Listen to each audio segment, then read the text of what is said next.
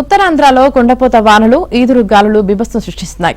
వాయుగుండం కారణంగా విశాఖపట్నం, శ్రీకాకుళం, విజయనగరం, మన్యం జిల్లాలో గురువారం ఎడతెరిపిలేని వర్షానికి జనజీవనం పూర్తిగా స్తంభించింది.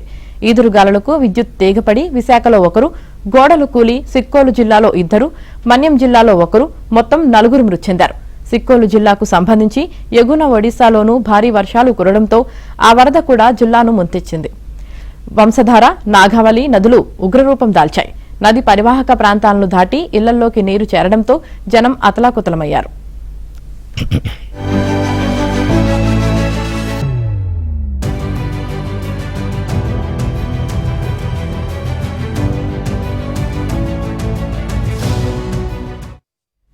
ఉత్తర కోస్తా, దక్షిణ ఒడిశాను ఆనుకొని 2 రోజుల పాటు పశ్చిమ మధ్య వాయువ్య బంగాళాఖాతంలో కొనసాగిన తీవ్ర వాయుగుండం గురువారం సాయంత్రం గోపాల్పూర్కు సమీపంలో తీరం దాటింది. ఆ తర్వాత పశ్చిమ వాయువ్యంగా పయనించే క్రమంలో నిన్న ఉదయం వాయుగుండంగా బలహీనపడి ఒడిశా, ఛత్తీస్గఢ్లపై కొనసాగుతోంది.